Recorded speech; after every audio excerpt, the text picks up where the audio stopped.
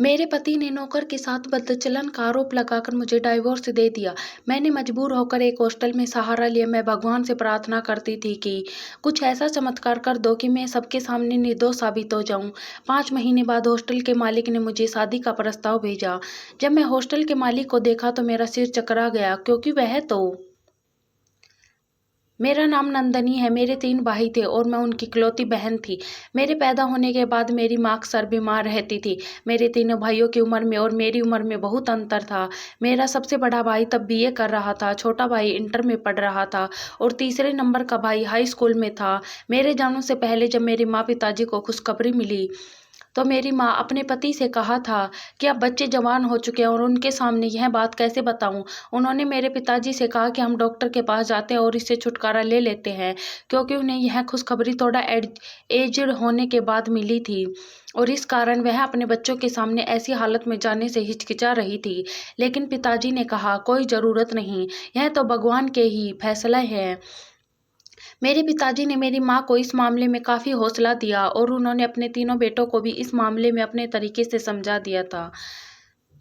उन्होंने भी पिताजी से इस बारे में कोई सवाल नहीं किया। जब मैं उनके घर पैदा हुई तो तीनों भाई मुझे एक गुड़िया की तरह उठाए फिरते थे और मेरे माँ बाप उन्हें देखकर खुश होते थे। मेरे पिताजी मेरी माँ से कहते थे कि तुम फालतू में परेशान हो रही थी, देख लो तुम्हारे बेटे अपनी बहन से कितना प्यार करते हैं। माँ भी यह देखकर खुश होती थी, लेकिन मेरे जन्म के बाद से ही उनकी तबीयत ठीक नहीं रहती थी। वह अक्सर बीमार रहती थी। पिताजी ने माँ की काफ़ी डॉक्टरों से चेकअप करवाए और इलाज भी करवाया था। डॉक्टरों ने उन्हें ब्लड कैंसर बताया था और यह भी बताया था कि उनकी जिंदगी के कम दिन बचे हैं। यह खबर मेरे घर वालों पर कयामत बनकर टूटी थी। मेरी माँ ने मेरे पिताजी से कहा, मेरे बाद मेरे बच्चों का ख्याल रखना। पिताजी ने उन्हें हौसला दिया कि तुम ऐसी बातें क्यों कर रही हो, तुम जल्दी ही ठीक हो जाओगी और अपने बच्चों की खुद देखभाल करोगी। लेकिन भगवान को कुछ और ही मंजूर था। 2 महीनों के बाद मेरी माँ हमें छोड़कर इस दुनिया से चली गई। जब माँ इस दुनिया से गई उस समय मेरी उम्र सिर्फ 3 साल की थी। हमारा घर एकदम से बिखर गया। किसी को भी माँ की मौत का विश्वास नहीं हो रहा था। मेरे भाइयों ने मेरी देखभाल की और मैं शुरू से ही अपने भाइयों के और अपने पिताजी के ज़्यादा करीब रही थी। इसी बीच मेरे भाई को अपनी आगे की पढ़ाई के लिए विदेश जाना पड़ा, तो भाई ने पिताजी से कहा कि मैं तो बाहर जा रहा हूँ और दूसरा भाई भी अपनी पढ़ाई में बिजी हो गया, तो बहन का ख्याल रखने के लिए घर में कौन रहेगा। पिताजी ने भी जब इस मामले में सोचा तो वह भी काफ़ी परेशान हुए, क्योंकि वह भी अपने बिजनेस के सिलसिले में ऑफिस में रहते थे और मुझे दूसरे के हवाले नहीं कर सकते थे। इसलिए अब पिताजी ने के बहन भाइयों ने सलाह दी कि वह दूसरी शादी कर ले। पिताजी दूसरी शादी करने के लिए राजी नहीं थे। उनका ख्याल था कि मेरे बच्चे का क्या सोचेंगे कि माँ के देहांत के बाद पिताजी ने तुरंत अपनी शादी रचा ली। लेकिन जब इस बात का मेरे भाइयों को पता चला तो उन्होंने कहा, इस तरह भाइयों के कहने पर पिताजी ने दूसरी शादी कर ली। मेरी सौतेली माँ ने शुरू में पिताजी के सामने मेरा बहुत ख्याल रखा, लेकिन जब पिताजी ऑफिस चले जाते थे तब मेरी सौतेली माँ कुछ अलग तरीके का व्यवहार करती थी। वह मेरी जरा भी परवाह नहीं करती थी। रात को जब मेरे भाई और मेरे पिताजी वापस आते तो मैं अपनी तोतली जुबान से उन्हें बताती कि मुझे भूख लगी है, तो उस समय मेरी माँ उनके सामने मुझसे प्यार करना शुरू कर देती थी और लाड उठाने शुरू कर देती थी। इसलिए उन्हें इस बात का अंदाजा ही ना हुआ कि मेरी सौतेली माँ मेरे साथ कैसा व्यवहार करती है। इसी तरह समय गुजरता गया और मेरी उम्र 7 साल हो गई। 3 साल के बाद भाई विदेश से वापस आ गए। मैं अपने भाई को देखकर बहुत खुश हुई और वह भी मुझे अपने पास लेकर बैठा हुआ था। वह मुझे मेरी पढ़ाई के बारे में पूछ रहा था और मेरे साथ बातें कर रहा था। मैं भी खुशी से मुस्कुरा रही थी। इसी तरह कुछ दिन गुजरे कि घर में बड़े भाई की शादी का शोर उठा। मैं जब अपने बड़े भाई की शादी का सुना तो मैं बहुत खुश हो गई थी। लेकिन जब मुझे पता चला कि मेरे बड़े भाई की शादी मेरी सौतेली माँ की भतीजी से तय होने जा रही है, तब मैं एकदम से बुझ गई, क्योंकि सौतेली माँ की भतीजी और भतीजे अक्सर हमारे घर आते थे और वे मेरे साथ अक्सर अच्छा व्यवहार नहीं करते थे। मैं अपने बड़े भाई को बताना चाहती थी कि आप उस लड़की से शादी ना करें, लेकिन मैं उन्हें खुलकर बता ना सकी और यह बात मैंने अपने दिल में दबा कर रख ली। कुछ दिनों के बाद मेरे बड़े भाई की शादी बहुत धूमधाम से हो गई। हमारे पिताजी भी अपने बेटे की शादी पर बहुत खुश थे। पिताजी ने मेरे बड़े भाई को यह कह दिया कि अब वह बाहर न जाए, बल्कि अपना फैमिली बिजनेस ही संभाले। इसलिए भाई ने पिताजी के साथ ही ऑफिस जाना शुरू कर दिया। पहले तो सिर्फ मेरी सौतेली माँ ही मेरे साथ बुरा व्यवहार करती थी, लेकिन अब उनके साथ उनकी भतीजी यानी मेरी भाभी भी आ गई थी। एक दो बार मैंने कोशिश की कि मैं अपने पिताजी को उनके बारे में बता दूं, लेकिन पिताजी ने मेरी बात पर कोई ध्यान नहीं दिया था। अब उनका भी व्यवहार मेरे साथ अजीब-सा होना शुरू हो गया था। मेरा बड़ा भाई भी बिज़नेस में बिज़ी हो गया था और दोनों छोटे भाई भी अपनी-अपनी नौकरियों में बिज़ी थे। मैं पहले भी अकेलेपन का शिकार थी और अब भी अकेली ही रह गई थी। जैसे-जैसे मैं बड़ी हो रही थी, मैं हीन भावना की शिकार होती जा रही थी। मैं खुलकर किसी से बात नहीं कर सकती थी और अक्सर परिवार में मेरे स्वभाव पर बातें होने लगी थी। मेरे पिताजी तो अब मेरी ज़िम्मेदारी और मेरी सौतेली माँ पर डालकर खुद आज़ाद हो चुके थे। धीरे-धीरे मेरी सौतेली माँ ने मुझे घर के काम करवाने शुरू कर दिए और यह काम मुझे मेरे भाइयों की अनुपस्थिति में भी करवाती थी। मैं उन्हें इनकार भी नहीं कर सकती थी। 1-2 बार मैं इनकार करने की कोशिश की तो उन्होंने मुझे डराया-धमकाया, जिस कारण मैं उनके गुस्से से डर कर काम करना शुरू कर देती थी। मैंने हाई स्कूल तक पढ़ाई पूरी कर ली थी, तभी मेरे भाई ने मुझसे कहा कि तुम कॉलेज की पढ़ाई भी पूरी कर लो, लेकिन मेरी भाभी और सौतेली माँ ने मेरे भाई से यह कहा कि यह खुद ही आगे पढ़ना नहीं चाहती है। इसने तो बड़ी मुश्किल से हाई स्कूल पास की है, पहले कौन सा उनके नंबर अच्छे आए थे जो अब यह कोई तीर मार लेंगे। और यह भी सच था कि अच्छे नंबर न मिलने के कारण किसी ने मेरी पढ़ाई के तरफ ध्यान ही नहीं दिया था। मेरे भाई ने इस बात को मान लिया और धीरे-धीरे करके कामों में बिज़ी हो गई। मैंने अपने आप को बिज़ी रखने के लिए घर के कामों में खुद को लगा लिया। घर में जब कोई मेहमान आता तो मैं उनके लिए तरह-तरह के खाना बनाती और उनकी खातिरदारी करती थी। मेरे भाई मेरे हाथ का बना हुआ खाना खाकर मेरी तारीफ़ें करते नहीं थकते। अब मेरे दूसरे भाई की भी शादी हो चुकी थी और वह उसकी पत्नी भी बहुत नखरे वाली थी। वह किसी से बातचीत भी कम करती थी और ज़्यादातर अपने कमरे में रहती थी। वह तो किचन में जाने की तकलीफ भी ना करती थी। बड़ी भाभी फिर भी अपने और अपने पति के लिए कुछ ना कुछ बना लेती थी, लेकिन छोटी भाभी को जो भी खाना होता वह तो मुझे ही कहती और मैं उनके सामने उनकी बताई हुई चीज़ लाकर रख देती। मैं भी किसी से कम ही बातचीत करती थी, लेकिन मेरे घर वालों ने और मेरे भाइयों ने मेरे इस व्यवहार को मेरी आदत ही समझ लिया था। अब मेरे पिताजी काफ़ी बूढ़े हो चुके थे और अक्सर बीमार रहने लगे थे, लेकिन मैंने एक बात नोट की कि वह अब अक्सर परेशान रहते थे। मैं उनके लिए परहेज वाला खाना बनाकर उनके कमरे में ले जाने लगी। काफ़ी समय बाद मैं खुद खाना बनाकर उनके कमरे में लेकर गई थी। जब मैं वापस आने लगी तो उन्होंने कहा कि कुछ देर मेरे पास बैठ जाओ। काफ़ी सालों के बाद मेरे पिताजी ने मुझे इस तरीके से बोला था। मैं उनके पास बैठते हुए झिझक रही थी। उनके 2-3 बार कहने पर मैं उनके पास बैठ गई। वह मेरी तरफ कुछ देर के लिए देखते रहे और फिर कहने लगे, "क्या बात है, तुम इतनी खामोश क्यों रहती हो?" मैं एकदम से उनकी तरफ नज़र उठाकर देखा कि आज उन्हें इतने सालों के बाद यह सवाल कैसे पूछना याद आ गया। मैं तो बचपन से ही खामोश रहती थी, जब से उन्होंने दूसरी शादी की थी और उन्होंने इतने सालों के बाद मेरे खामोश होने पर ध्यान दिया था। लेकिन मैंने उनकी किसी बात का जवाब नहीं दिया और अपना सर झुका लिया। कुछ देर के बाद उन्होंने अपना हाथ मेरे सर पर रखा और कहने लगे, "मैं तुम्हारा बाप हूँ, तुम्हें जो भी परेशानी है तो मुझसे कह सकती हो। मुझे मालूम है कि घरवाले तुम्हारे साथ अच्छा व्यवहार नहीं करते, लेकिन मैं कोशिश करूँगा कि घरवालों को इस बारे में समझा सकूँ।" कुछ देर बैठकर मैं उनके कमरे से निकल आई। अगला दिन मेरे लिए एक नई परीक्षा लेकर खड़ा था। जब मैं सुबह उठी और नाश्ता बनाने के लिए किचन में जाने लगी, तो मैंने देखा कि पिताजी अपनी दूसरी पत्नी और मेरे भाई और उनकी पत्नियों को लेकर लॉन्ज में बैठे हैं और जब उन्होंने मुझे देखा तो मुझे भी अपने पास बुला लिया। मैं सबके चेहरे लटके हुए और गुस्से से भरे हुए थे। पिताजी ने कहा, "आज मैं तुम सबसे कह रहा हूँ कि मेरी बेटी नंदिनी पर कोई आदेश नहीं चलाएगा और अगर तुम लोगों को किसी बात की ज़रूरत है तो आप लोग अपना काम खुद करोगे। यह इस घर की बेटी है, कोई नौकरानी नहीं, लेकिन तुम लोगों ने इस नौकरानी ही समझ लिया है।" साथ में उन्होंने मेरे भाइयों को भी कहा कि तुम्हारी बहन के साथ इतने सालों से यह सब कुछ हो रहा है और तुम लोगों ने ध्यान नहीं दिया कि तुम लोगों की पत्नियां इसके साथ कैसा व्यवहार कर रही हैं। मैंने अपना सिर झुकाए रखा क्योंकि मुझे पता था कि पिताजी तो यह बात करके अपने कमरे में चले जाएंगे, लेकिन इसका असर मेरी जान पर निकलेगा। इस घटना के बाद सौतेली माँ और भाभीयों का व्यवहार मेरे साथ बहुत खराब हो गया। अब तो उन्होंने ताने देना शुरू कर दिया कि तुमने अपने पिताजी के कानों में हमारे विरुद्ध ऐसी कौन सी बात डाली थी कि जो उन्होंने सबको इकट्ठा करके उनकी गलतियां गिनवाई थी। उसके बाद भी उनका मेरे साथ व्यवहार वैसा ही था। मेरे पिताजी की बात करने पर उनके ऊपर कोई भी असर नहीं हुआ था और अब भाइयों की प्राथमिकता उनकी पत्नी और उनके बच्चे हो चुके थे। मैं अब सबकी नज़रों में चुभने लगी थी। एक जो अच्छी चीज़ हुई वह यह हुई कि मेरे पिताजी को अपने व्यवहार का एहसास होना शुरू हो चुका था। वह मुझे अक्सर अपने पास बुलाते और घंटा मेरे साथ बातें करते रहते। मैं उनका यह रूप देखकर हैरान हो गई थी। आज से पहले कभी नहीं देखा था। मुझे मेरी सगी माँ की बातें करते और अपनी शादी की तस्वीर निकाल कर मुझे दिखाते। कभी हमारे बचपन की पुरानी तस्वीर निकाल कर देखते रहते और मुझे बताते रहते कि मैं भी अब घर के कामों से फ्री हो जाती तो उनके पास बैठती रहती। मेरी सौतेली माँ और मेरी भाभी कहने लगी, न जाने क्या करती रहती है। एक दिन पिताजी ने मुझे कहा, मेरा एक पुराना दोस्त मुझसे मिलने के लिए आ रहा है, उसके लिए अच्छा सा खाना तैयार करना। मैं उनका आदेश मानते हुए खाना तैयार किया और जो मेरे पिताजी का दोस्त आ गया तो पिताजी ने मुझे कहा, सबसे पहले चाय की व्यवस्था करो। मैं चाय के साथ बिस्किट एक प्लेट में सजाकर ड्राइंग रूम में लेकर चली गई तो एक अधेड़ आदमी पिताजी के पास बैठा बातें कर रहा था। उन्होंने जब मुझे देखा तो पिताजी से पूछने लगा, यह तो नंदनी है ना? पिताजी ने हाँ में सिर हिलाया तो वह कहने लगे, यह तो बहुत बड़ी हो चुकी है। मैंने तो इसे तब देखा था जब यह 2.5-3 साल की थी, लेकिन मैं उन्हें देखकर पहचान ना सके। इसी तरह काफ़ी देर बैठकर पिताजी और उनके दोस्त बातें करते रहे और जब खाने का समय हुआ तो मैं खाना टेबल पर सजा दिया।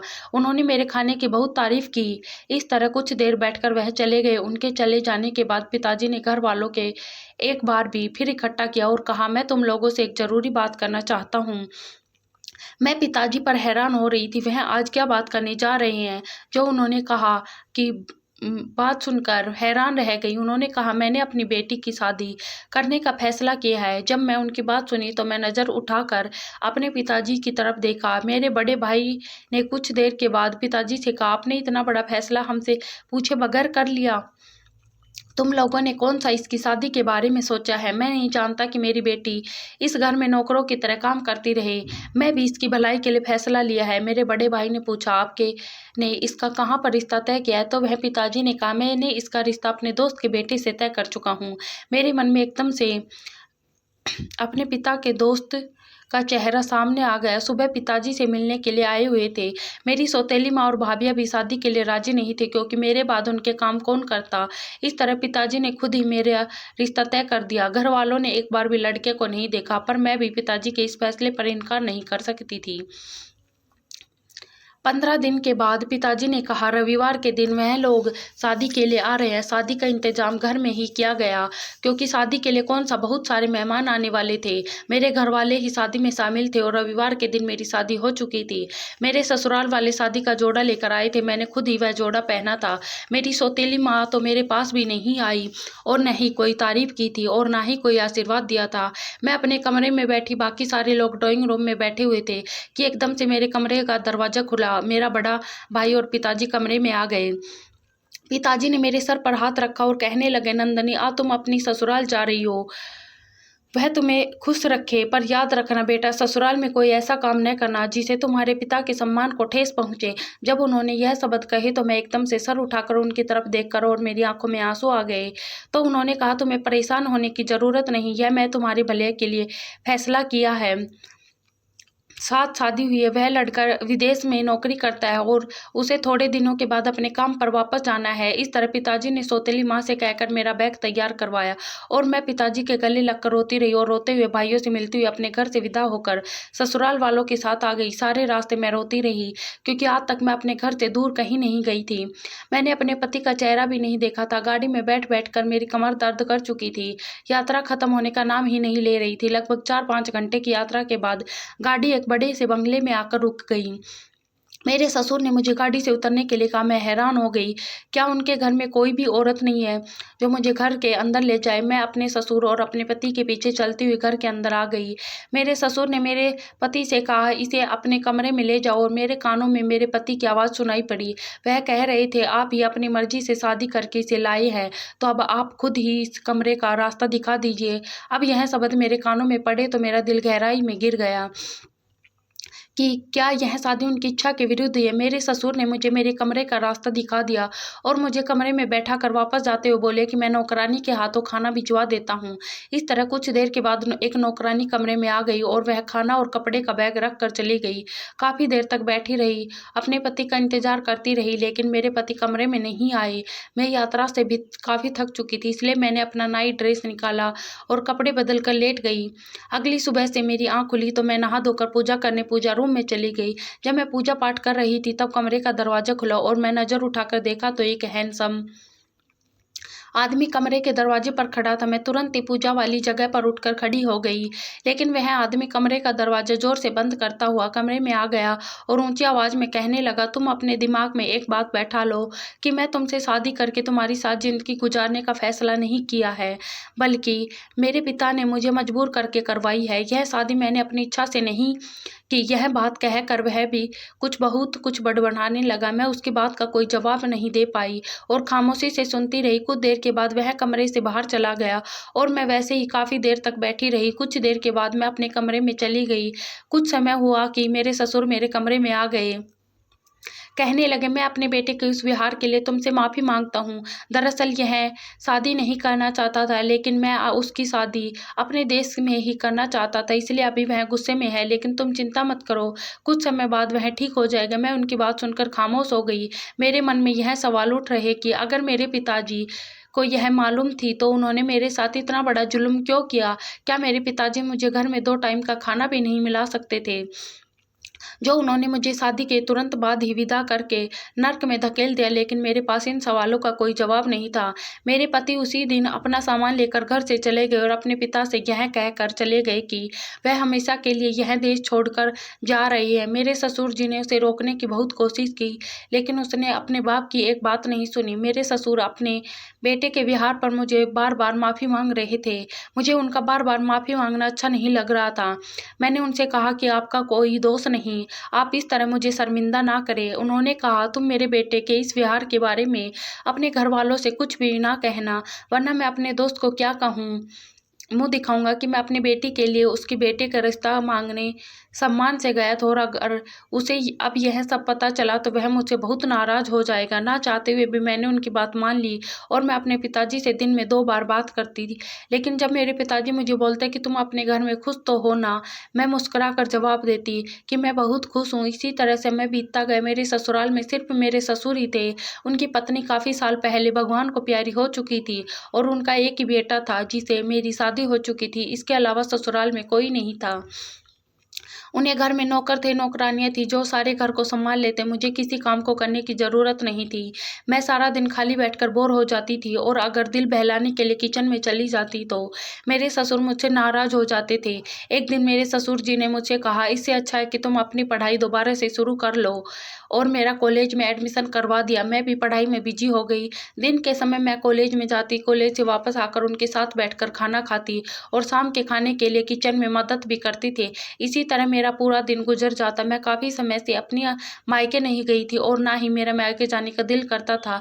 एक दिन अचानक मुझे यह खबर मिली कि मेरे पिता इस दुनिया से चल बसे। तब मैं अपने ससुर जी के साथ अपने पिताजी का आखिरी दर्शन के लिए गई, अपने मायके गई थी। मेरे पिताजी को हार्ट अटैक आया था और वह चल बसे थे। मैं और कुछ दिन उधर रुक गई, लेकिन एक दिन जब मेरे ससुर जी हमसे मिलने आए तब उन्होंने कहा, अगर तुम कुछ दिन और यहाँ रहना चाहती हो तो रह सकती हो। लेकिन मैंने कहा, मैं आपके साथ वापस जाऊंगी। मैं अपने भाइयों से मिलती हुई अपने ससुर के साथ वापस घर आ गई। वापसी पर मेरा दिल बहुत उदास था, क्योंकि मायके में पिताजी का ही सहारा था जो मुझसे प्यार करते थे, लेकिन अब वे इस दुनिया से चले गए थे। मेरे ससुर जी मुझे काफ़ी हौसला देते रहे। कुछ दिनों में सब कुछ नॉर्मल हो गया और मैं दोबारा पढ़ाई में बिजी हो चुकी थी। दिन ऐसे ही आराम से बीत रहे थे। एक दिन मैं कॉलेज से वापस आई तो मैंने सुना कि ससुर जी के कमरे में 2 लोगों आपस में बातें करने की आवाज़ आ रही थी। मैंने अपने ससुर जी के कमरे का दरवाज़ा खोला, कमरे में देखा तो वहाँ मेरे पति बैठे थे। मैं अपने पति को देखकर हैरान रह गई, क्योंकि वह तो यह कह कर गए थे कि दोबारा इस घर में कदम नहीं रखेंगे, तो अब इस घर में क्या कर रहे हैं। उसने मेरी तरफ पलट कर देखा और मैं अपनी नज़रें उनसे हटा ली और कमरे में से बाहर निकलते अपने कमरे में आ गई। मेरा दिल की धड़कन मेरे काबू में नहीं आ रही थी और उनकी यही बातें मेरे कानों में गूंज रही थी। उस दिन मैं सारा दिन अपने कमरे से बाहर नहीं निकली थी। खाने के लिए मेरे ससुर जी ने नौकरानी को मुझे बुलाने के लिए कह दिया था, लेकिन मैं बाहर ना गई। यह देखते उन्होंने खाना मेरे कमरे में भिजवा दिया, लेकिन अगले दिन मजबूरन मुझे कमरे से बाहर आना पड़ा। तो उन्होंने मुझे कहा कि तुम्हें परेशान होने की कोई ज़रूरत नहीं हो सकता है कि उसके मन में तुम्हारे लिए कोई भाव पैदा हो गए हों, इसलिए वह यहाँ आया हो। तुम भी अपना व्यवहार उसके साथ थोड़ा अच्छा कर लो। मैं उनकी बात खामोशी से सुनती रही। मैं अपने पति के लिए दिल लगाकर खाना तैयार किया, क्योंकि मैं इस रिश्ते को आगे बढ़ाना चाहती थी। खाने के टेबल पर मेरे ससुर जी ने मेरे खाने की बहुत तारीफ की, लेकिन मेरा पति एक शब्द भी नहीं कहा। लेकिन इसी तरह काफ़ी दिन गुजरते। मेरे पति अलग कमरे में रहते और मैं अलग कमरे में रहती थी। एक दिन मेरे ससुर जी ने मुझसे कहा वह ज़मीन के काम से अपने गांव जाना चाहते और 4-5 दिन के बाद वे गांव से वापस आ जाएंगे। मैंने उनके जाने पर आपत्ति की कि मैं इस घर में अकेली कैसे रहूंगी। उन्होंने कहा मैं जल्दी वापस आ जाऊंगा, तुम्हारे घबराने की कोई ज़रूरत नहीं। कुछ दिन पहले उन्होंने घर में एक नया नौकर रखा था, जो किचन का सामान लाने के लिए बाजार जाता था और ज़रूरत का सामान लाता था। मेरे ससुर जी ने कहा कि अगर तुम्हें किसी भी चीज़ की ज़रूरत हो तुम इसे कह सकती हो, वह तुम्हें लाकर दे देगा। मैं कॉलेज वापस आई और मैं किचन में खाना तैयार कर रही थी। मेरे पति ऑफिस गए हुए थे। तभी किचन में वही नौकर सामान रखने के लिए अंदर आ गया। उसने कहा मैडम जी, किसी चीज़ की ज़रूरत तो नहीं है ना? तो मैंने उससे कहा नहीं, किसी चीज़ की ज़रूरत नहीं। इतनी देर में मेरे पति अचानक घर पर आ गए और सीधा किचन के दरवाजे पर आकर खड़े हो गए थे। उन्होंने कहा तुम इतने दिनों से यह रंग रलियां मना रही हो। मैं अपने पति की तरफ देखा कि वह किस बारे में यह बात कर रही है। फिर उन्होंने नौकर को धक्के देना शुरू कर दिया और कहने लगा तुम इस घर की औरत पर नजर रखते हो, इस घर में दफा हो जाओ। इतना कहकर मेरे पति ने मेरी तरफ देखा और कहने लगे तुम्हारा इसके साथ कब से चक्कर चल रहा है? क्या बातें कर रही थी? यह तो बस सामान रखने के लिए आया था। मैंने तो आज तक किसी आदमी की तरफ नज़र उठाकर भी नहीं देखा था। आप यह मुझ पर किस तरह का घटिया आरोप लगा रहे हैं? मेरे पति ने मेरे चेहरे पर थप्पड़ मार दिया और कहा मैं तो पहले ही तुमसे शादी नहीं करना चाहता था, मैं अभी तुम्हें तलाक दे देता हूँ। मैंने काफ़ी मिन्नतें करने लगी और कहने लगी अगर वह मेरे साथ ज़िंदगी नहीं गुजारना चाहते तो न गुजारे, लेकिन मुझे डाइवोर्स ना दे, वरना मेरे घर वाले मुझे इसके लिए जिम्मेदार ठहराएंगे। लेकिन मेरे पति ने मेरी एक बात ना सुनी, मेरी बाजू पकड़कर मुझे घर से निकाल दिया। मैं उनके मिन्नतें करती रही कि मेरे ससुर जी को तो वापस आ जाने दो, लेकिन उन्होंने मेरी एक बात न सुनी और दरवाज़ा बंद कर दिया। मुझे ऐसा लगा कि मैं एकदम से बेघर हो चुकी हूँ, क्योंकि इस शहर में मैं किसी को भी नहीं जानती थी और ना ही यहाँ के रास्तों के बारे में मुझे कुछ मालूम था। मैं कॉलेज ड्राइवर के साथ जाया करती थी और वापस भी उन्हीं के साथ आती थी। काफ़ी देर सड़क पर ऐसे ही चलते कि मैं एक कार से टकराते हुए बड़ी मुश्किल से बच गई। उस कार में से एक औरत बाहर निकल आई और मुझे कहने लगी तुम्हारा दिमाग कहाँ है? तुम सड़क के बीचों बीच क्यों चल रही हो? मैं जैसे ही कुछ हुआ ही नहीं वैसे उस औरत की तरफ देखने लगी तो उस औरत ने मुझे कहा तुम्हारी तबीयत तो ठीक है ना? अभी वह यह सब कुछ कह रही थी कि मुझे अपना सर चकराता हुआ महसूस हुआ और मैं एकदम से नीचे गिर गई। उस औरत ने मुझे सहारा दिया और मुझे लेकर अस्पताल चली गई। कुछ घंटे के इलाज के बाद अस्पताल वालों ने मुझे डिस्चार्ज दे दिया। तो उस औरत ने मुझसे मेरा घर का पता पूछा, लेकिन मैंने उससे कहा मेरा कोई घर नहीं, मेरे पति ने मुझे डाइवोर्स देकर घर से निकाल दिया है। उस औरत ने कहा उधर एक लड़कियों का हॉस्टल है, मैं तुम्हें वहाँ छोड़ देती हूँ। और वह मुझे लेकर हॉस्टल में आ गई। उसने कहा वहाँ रहने के लिए व्यवस्था कर दी। अब मैं वहाँ रहने लगी। वहाँ रहते हुए मैं ना ही अपने घर वालों से कोई संबंध रखा और ना ही अपने ससुर से कोई संपर्क करने की कोशिश की, क्योंकि जिस रिश्ते की बुनियादी पर उनसे संबंध था वह रिश्ता ही खत्म हो गया था, तो उनसे मतलब रखने का कोई फ़ायदा नहीं था। हॉस्टल में रहते हुए 4 महीने गुजर गए थे। मैं भी इसी माहौल की आदी हो चुकी थी। एक दिन मैं अपने कमरे में बैठी हुई थी तो उस हॉस्टल की सेविका मेरे कमरे में आ गई और कहने लगी इस हॉस्टल के मैनेजर साहब का आपके लिए एक संदेश लेकर आई हूँ, वे आपसे शादी करना चाहते हैं। जब मैं यह बात सुनी तो मेरा गुस्से से दिमाग फटने लगा। मेरे पास रहने की कोई जगह नहीं है तो क्या मुझे इस हॉस्टल में रहने के लिए इस हॉस्टल की मैनेजर से शादी करनी होगी? इस बात में बिल्कुल भी बर्दाश्त नहीं कर सकती थी।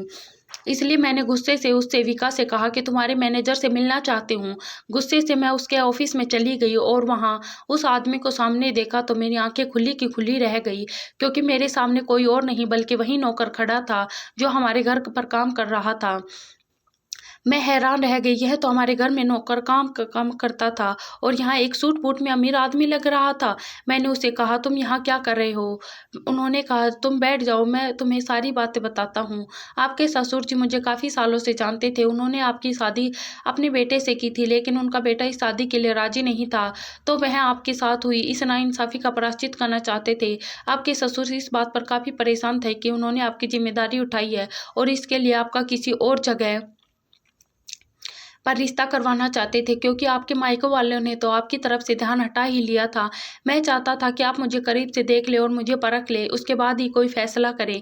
इसलिए आपके घर में नौकर बनकर आया था, लेकिन कुछ समय गुजरने से पहले ही आपके पति ने आपको तलाक दे दिया और मुझे भी घर से निकाल दिया। लेकिन मैं आपका पीछा करता हुआ यहाँ तक आ पहुँचा। मैं इसी हॉस्टल के मैनेजर के तौर पर काम करता था। उस औरत को मैंने ही कहा था कि वह आपको लेकर यहाँ आए। मैं जब उस मैनेजर की बातें सुनी तो उस पर थोड़ी हैरान हो गई कि एक मेरा पति था जिसने मुझे पर शक किया और मुझे बेइज्जती किया, और यह एक अजनबी था जो मुझ पर कितना भरोसा करता था और मेरा कितना ख्याल रखता था। तभी उसके ऑफिस का दरवाज़ा खुला। मैंने गर्दन मोड़कर देखा तो दरवाजे में मेरे ससुर जी खड़े थे। मैंने उनको देखा, मेरी आंखों में आंसू आ गए, उनकी आंखों में भी आंसू आ गए थे। उन्होंने कहा, मैं जानता था कि तुम यहाँ रहती हो नंदनी, तुम मुसीबत में हो, इसलिए तुमसे मुलाकात ना हो सकी। मैं अपने बेटे के व्यवहार पर बहुत शर्मिंदा हूँ और मैं तुमसे माफ़ी मांगता हूँ कि उस दिन ना ही मैं गाँव जाता और ना ही तुम्हारे साथ यह सब कुछ होता। इसलिए मैं तुम्हारी शादी का फैसला करता हूँ, तुम इससे शादी कर लो ताकि मैं भी यही सोचकर सुकून से रह सकूं कि तुम अपनी ज़िंदगी में खुश हो। मेरे ससुर जी ने उस मैनेजर के साथ मेरी शादी करवा दी। मेरे दूसरे पति ने हर तरह से मेरा ख्याल रखा, मेरी हर उस कमी को पूरा किया जो सारी ज़िंदगी मैंने महसूस की थी। मुझे अपने भाइयों पर भी बहुत गुस्सा था कि उन्होंने एक बार भी पीछे मुड़कर मेरा हाल-चाल न पूछा कि मैं किस हाल में हूँ। मैं अपने पति के साथ एक बार अपने मायके ज़रूर चली गई और उन्हें बताया कि मेरे साथ क्या हो चुका है। मेरे भाई ने जब मेरी आप बीती सुनी तो उन्हें भी बहुत शर्मिंदगी महसूस हुई। उन्होंने अपने व्यवहार की मुझसे माफ़ी भी माँगी। उन्होंने मुझे कहा, तुम इसी घर में रह लो, लेकिन मैंने उनकी बात मानने से इनकार कर दिया और मैंने कहा, मैं तो सिर्फ़ आपको यह बताने के लिए आई थी कि मैं पिताजी का फ़ैसला स्वीकार कर लिया था। कभी उनके फैसले से इनकार नहीं किया, पर इस फैसले ने मेरी ज़िंदगी में एक भूचाल खड़ा कर दिया। लेकिन आज मैं दोबारा से अपनी ज़िंदगी में एक कदम आगे बढ़ चुकी हूँ और मैं कोशिश करूँगी कि मैं ज़िंदगी को अच्छे तरीके से और अपने पति के साथ खुशहाली के साथ गुजार सकूँ।